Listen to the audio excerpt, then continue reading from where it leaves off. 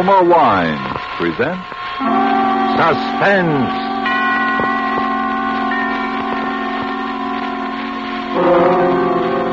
Roma Wines, made in California for enjoyment throughout the world. Salud. Your health, senor. Roma Wines toast the world. The wine for your table is Roma Wine, made in California for enjoyment throughout the world. This is the Man in Black, here to all Suspense. Tonight, as stars, we bring you two of Hollywood's outstanding actresses, Miss Ida Lupino and Miss Agnes Moorehead. But before we raise the curtain on this evening's play, The Sisters, here is a message from your host, the Roma Wine Company of Fresno, California. You remember the old saying, the grass is always greener in the other fellow's yard? You might agree with the truth of that statement if you happen to overhear a conversation that might easily be taking place at this moment in the smart and festive Club Montmartre in Havana, Cuba. An American has just complimented his Cuban friend on the fine quality of Havana tobacco. Graciously, the Cuban replies, "But you of the United States need have no envy of us. Nature has made a great gift of perfection to your country, too. The magnificent wine which we also enjoy.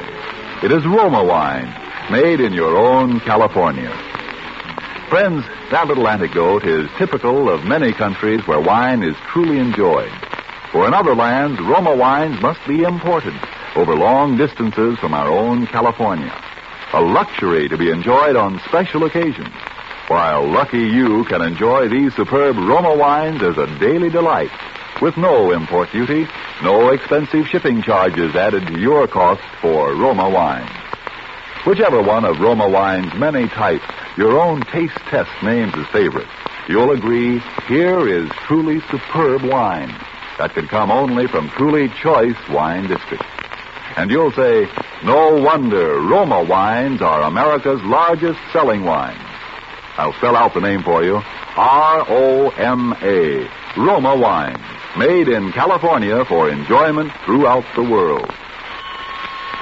And now with the remarkable tale of The Sisters, and with the performances of Ida Lupino as Lydia Haskell and Agnes Moorehead as Ellie, Roma Wines again hope to keep you in suspense.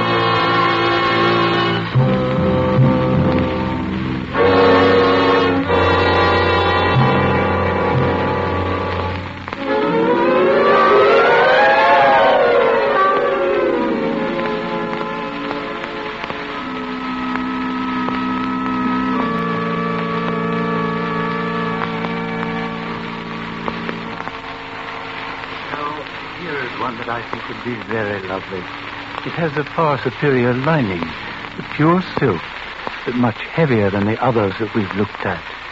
Do you care for this one, Miss Haskell? Yes, that's very nice. But I believe I'd like to see something, perhaps even a little better. Of course. Now, if you'll just step over this way, Miss Haskell. Now here is an exquisite casket. Something that really does honor to the departed. Yes, it's beautiful. Now, the interior is just the same as the last, but the casket itself is of bronze, solid bronze. Won't that be rather heavy? Yes, but not too heavy. Will there be 6 pallbearers? I don't know. Well, it doesn't matter, really. The 4 men can carry this very easily. Very. Miss Haskell, I want you to notice the floral design here. All hand-wrought, every bit of it. And, yes, notice the seals in this casket. Airtight and watertight, guaranteed. You know, of course, how important that is. Oh, yes. Yes. But this casket, in 100 years, or even 200 years, will be just as strong and will look just as beautiful as it does on this stand today. You couldn't buy a finer piece of workmanship. How much is this one, please? This casket? A durable, by the way. Durable for durability, we say in the trade. This casket is priced at, let me see, $775. But we can't bring back the departed. No, our only solace is the knowledge that we've done them the last possible honor. Very well. I'll take this one. I'm sure you're making a very wise choice. In all my years as a mortician, I've never found a family that regretted money spent on a durable. And now, let me see. I'll give you a check. Oh, that won't be necessary. Not immediately. After the funeral will do. Oh, by the way, we haven't mentioned it. Are we handling the funeral arrangement? I really don't know yet. Oh, well, you want the casket delivered somewhere. No. I'd like you to hold it for a while, please. Hold it? But, for how long? For 3 weeks. 3 weeks? I don't understand. Who is the party, the deceased? Who is this casket for? It's for me.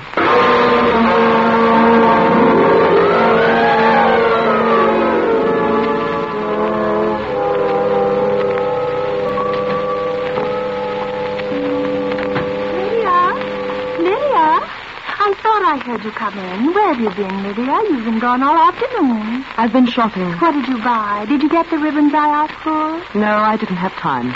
Oh, I wanted some new ribbons. My others are all worn out. See, Lydia? Ellie, I wish you'd stop putting ribbons in your hair like a schoolgirl. You're almost 40 years old. I know, Lydia. I know. Then try to act like it. Hand me my sewing and light the lamp. It's getting dark. Oh, I wonder why we have to grow old.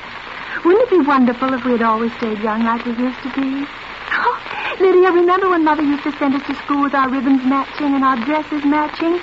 And at the end of the day, no one would even guess we were sisters because I was always so mussed and you were always so clean. Oh, I wish we were young again, Lydia.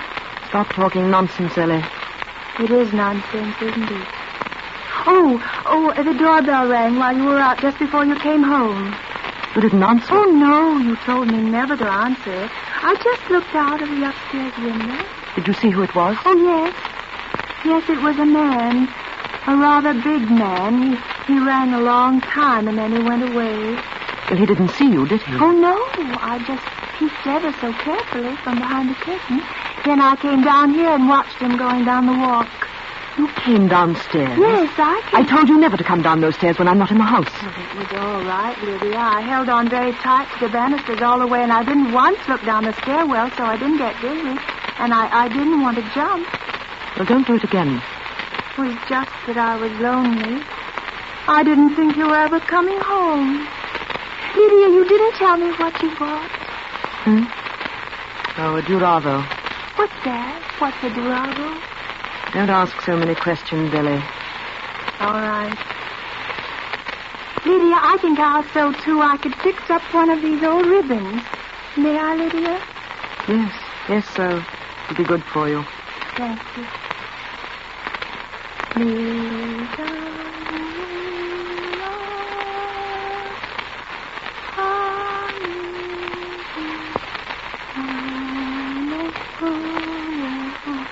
Lydia? Yes? Lydia, could I go shopping someday? Don't be a fool, Ellie. Oh, I'm sorry. I just thought... No, I suppose you're right. It wouldn't do, not yet.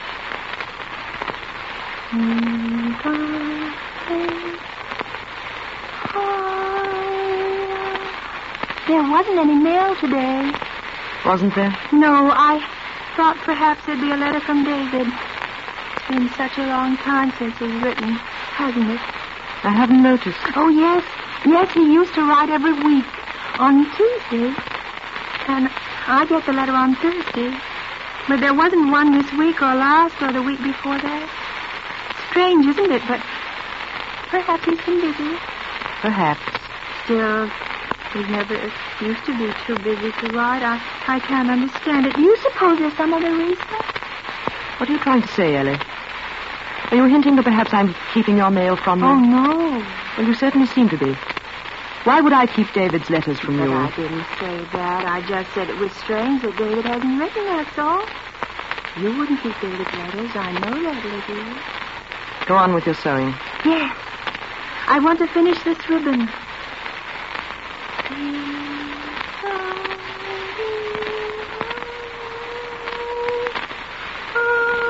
Stop singing that. Stop it. But Lydia... it's a hymn. I've always sung it. I don't care. I said stop. Or learn something else. It's all you sing, day and night, day and night. Same tune, over and over and over. Now stop it. Lydia, sometimes you frighten me. The way you look at me, you make me think that perhaps I'm not getting well. That perhaps I'm still crazy. I'm not. I'm not still crazy.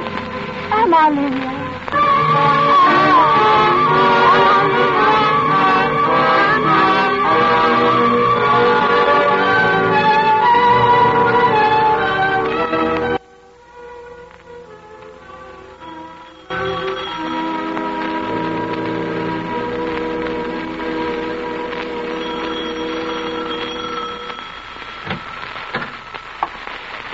Yes? Evening. Are you Miss Lydia Haskell? Yes. Well, can I speak to you for a minute? I was here this afternoon. There was no one home. Well, what is it, please? Well, we had a call from Doane Brothers, the undertakers. I'm from the police. Oh, really? I don't see what the police could want with me. Come in if you wish. Thanks. Sit down. Thank you. There's nothing we want, Miss Haskell, except it's sort of unusual for a woman to order a casket for herself. Unusual? I've heard of many cases of that kind. People who are alone in the world have no one else to look after those things. Sure, I know. Only it's a little more unusual when you can name the date. The undertaker said you wanted the casket held for 3 weeks. Why 3 weeks? Must be some reason for it. Yes, there is. I'm going to die. I shall die in 3 weeks, or perhaps even before. There's no doubt of it in my mind, and that's why I ordered the casket. You may call it a premonition if you want. Maybe I could call it suicide. But that's why I'm here, Miss Haskell. I don't know whether you know it, but suicide is a crime in the eyes of the state. For which there's no punishment. Not if it's successful, no. But there is prevention. You see, I know I'm going to die. I feel it. But I have no intention of taking my own life. There's no need to do so. Mm-hmm.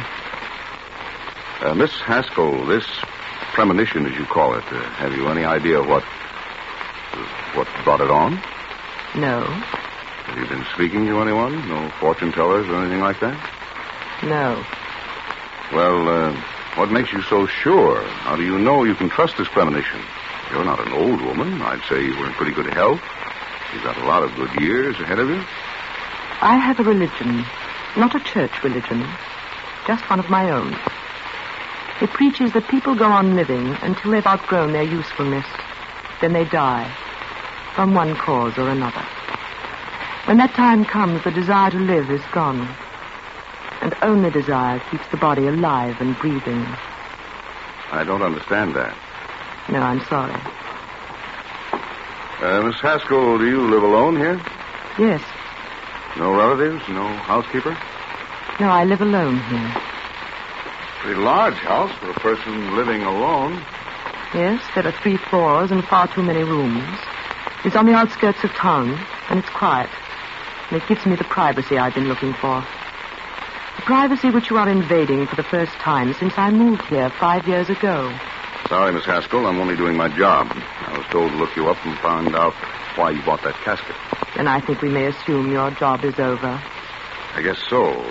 But the office might ask me to drop back once in a while. You know, just to keep in touch. I won't be at home. Why? You don't go out very much. Folks in the town say they don't even see you more than once a week, maybe. When you come, I won't be at home. All right.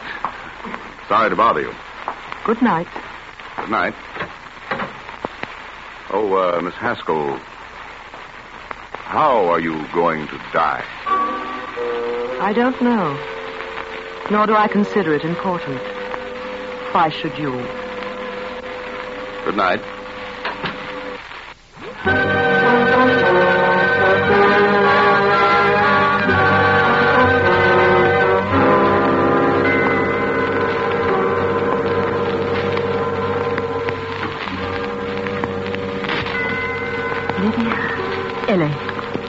What are you doing down here? What are you doing sitting on the steps in the dark? Lydia. Haven't I told you never to come down here at night? Lydia. Well, what do you want? I heard that man who was here. Lydia, why did you buy the casket? Why are you going to die? You mustn't, Lydia. You mustn't die. I'd be alone if you died. And you know what would happen? They'd send me away like they did once before. The people in the town would come and find me living here, and they'd send me away. Go up to bed, Ellie, and go to sleep. How can I sleep? Oh, Lydia, you won't die. Promise me you won't. I promise you. Now go to bed.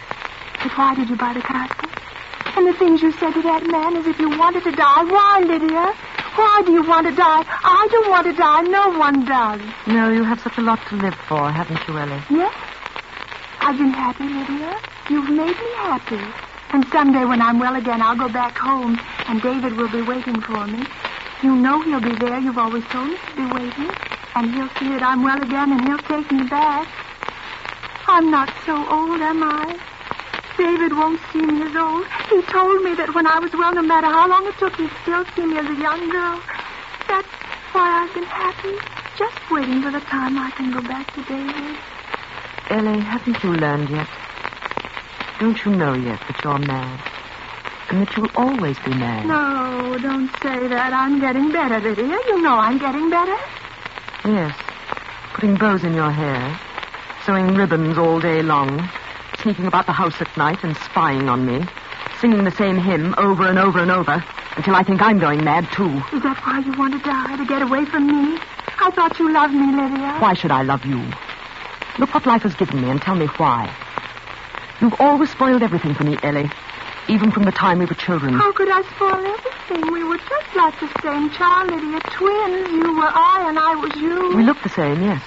We were born on the same day, yes. And that's where it ended. You were the nice one. I used to hear them say so. You were even the prettiest, they said. As if they could see any difference between us. Whatever you wanted, you had. You smiled so beautifully. But I never smiled. I was the sullen one, the dark cloud in the house. You made it so, Lydia. We all loved you. When a doll was broken, they gave you mine.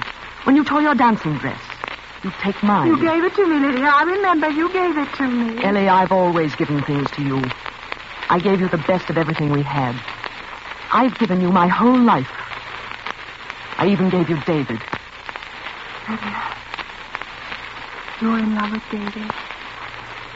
He came to our house. Was it you he came to see? Oh, Lydia, I didn't know.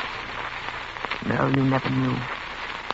No one did. I had to stand by and watch you taken from me. And when you had your first attack, I was glad. People said what a shame it was. But I was very glad.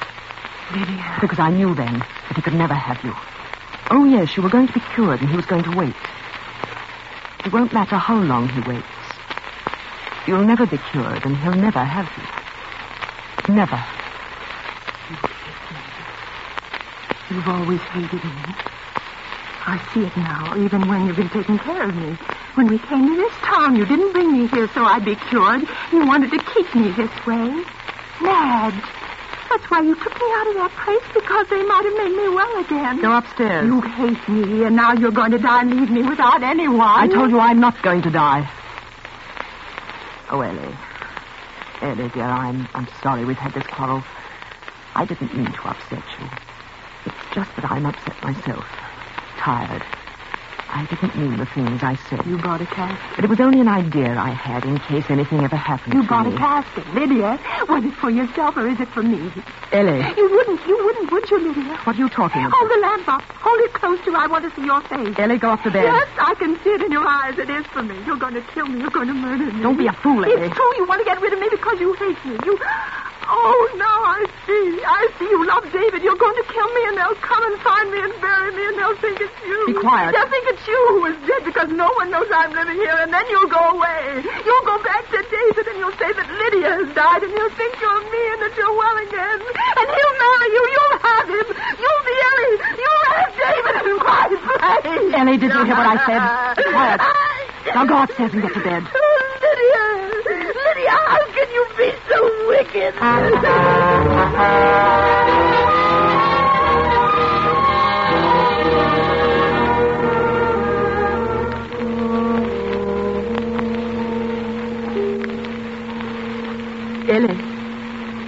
Ellie.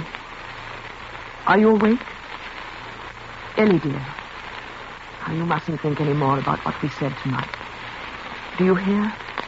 Because it's not so, Ellie. It's just your imagination. You mustn't think about it. It'll be bad for you. Are you asleep, Ellie?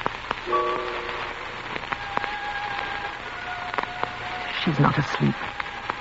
She's lying over there on the other side of the room, staring at me through the dark. She knows it was the truth tonight. She's going to die and that I'm going to kill her. That quarrel. I should have let her know. I lost my temper. It's so stupid. I must think clearly. How am I going to kill her?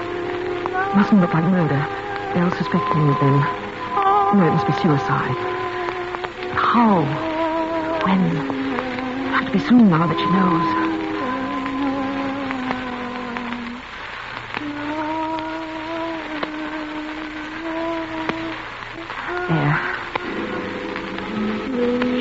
Again. She's singing again, that hymn. That hymn. Oh, I must be calm. Mustn't get excited. Think clearly. How am I going to kill her? Oh, I wish it were over. I could go back then. Go back to David. Quickly she saw through that I'd go back in her place. But he'll never suspect. No, I'll be Ellie to him. Ellie, cured and happy again. I learned to smile. First she must die. How?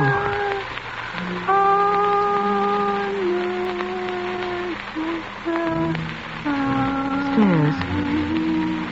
Stairwell. She gets dizzy if she looks down into the stairwell. Yes, it could be so easy. Of course. In a day or two, that policeman will come back to the house. He'll find her, and they'll think it's me. Stairwell. 3 floors from the attic here. 3 floors straight down. So easy when you think clearly. The stairwell, of course.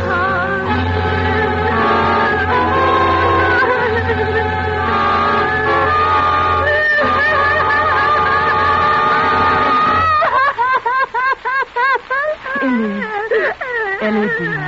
Ellie, you mustn't cry. Do you hear me? Are you afraid of the dark, dear? Well, I'll light the lamp for you. There, dear. That's better, isn't it? Why, you're shivering. You cold? Come, put your wrapper on. And we'll go down to the parlor and light a fire. And I'll make you a nice cup of hot milk. Come along, Ellie. No. Ellie, stop acting like this. Now come, dear. There. Here's your wrapper. Put it around your shoulders. That's the girl. Get up now. I'll carry the lamp. Give me your hand, dear. Why, you're as cold as ice. Now be careful. Walk slowly. There we are. Now hold on to the banister, dear. That's right. I'll hold the lamp up high so that you can see better. I'm afraid. The stairwell. It's right here, dear. You see? I'm afraid. Ellie, you must get over that fear. Look, Ellie. Just look down. There's nothing to frighten you. Look down the stairwell, Ellie. No. I'm holding you, dear. Just lean over and look down. You can see all the way. No, don't make me look. Don't make me. You see, it's nothing, is it? Nothing at all. Oh, you're dizzy, dear? Well, I'm holding Let you. me go. I can't stand it. Come closer, dear. No. Closer, No. Ellie. Lean over. No. Just lean over. Do you hear, Ellie? Let me get back. Look, Ellie. No. Look down. No. Now, Ellie. Let me Now, go. Ellie. Let me go. Lean over. Let me Look go. down, Ellie. Look down.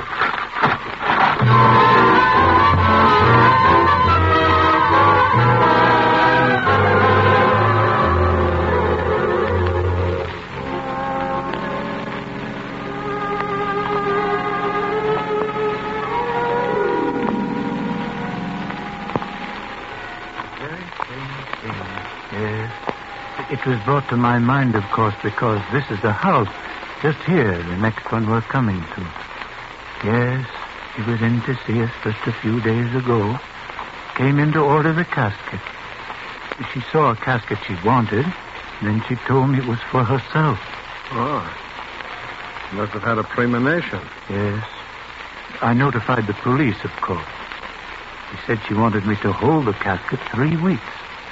Then, just the day before yesterday, the police came back to the house here and found her lying at the bottom of a stairwell, dead. She'd been dead about 2 days. Oh. Funny how she knew. The banister up on the attic floor broke away and she fell. She have any people? No. Lived alone, they tell me. We're going to bury her tomorrow. Haskell, her name was. Haskell. That's strange.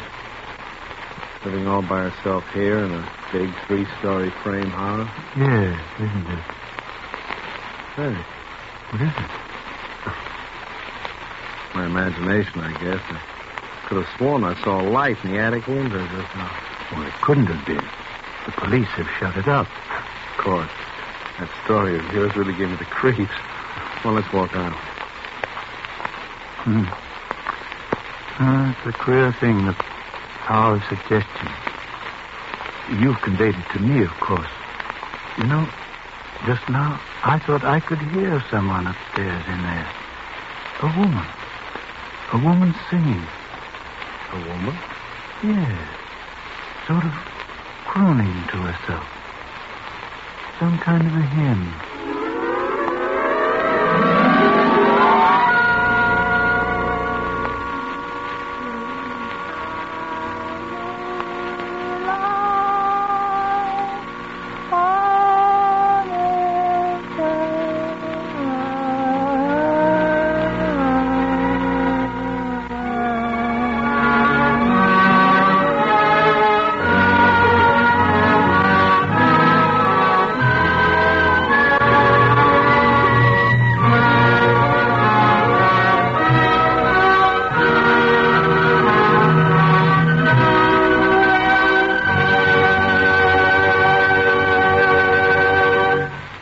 And so closes The Sisters, presented by Roma Wines, and starring Ida Lupino and Agnes Moorehead. Tonight's tale of Suspense. In just a moment, we'll hear again from Miss Lupino. In the meantime, here's a true-life suspense drama. Your guests raise their wine glasses to their lips. Your reputation as a host hangs in the balance. Will they approve the wine of your selection? Well, no need to feel the least bit concerned if you've elected to serve any of Roma Wine's many different types of taste-delighting California wines. Perhaps the tangy, appetizing Roma Sherry, or the richly satisfying Roma Burgundy, or the delicately delicious Roma Sauterne. And notwithstanding, your cost for any of these good Roma wines is only pennies a glass. Your guest's verdict is sure to agree with this verdict of wine connoisseurs of many lands. Roma wines son verdaderamente magníficos. Les Roma wines sont vraiment magnifiques. Roma wines are truly magnificent. Let me repeat the name, please. R-O-M-A. Roma wine. Made in California for enjoyment throughout the world. This is Ida Lupino. It is my sincere hope that you enjoyed our suspense play this evening. Miss Moorehead and I trust you will join us in listening to Suspense next week, when Charles Ruggles is your star. One more word. Remember, Americans, this is the critical year of the war, calling for more of everything to win.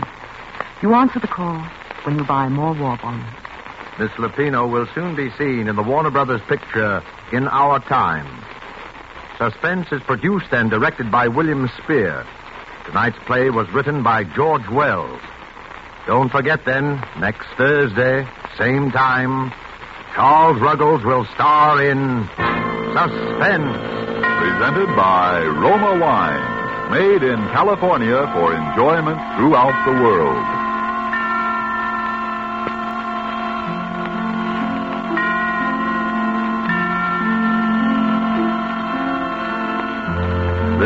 Columbia Broadcasting System.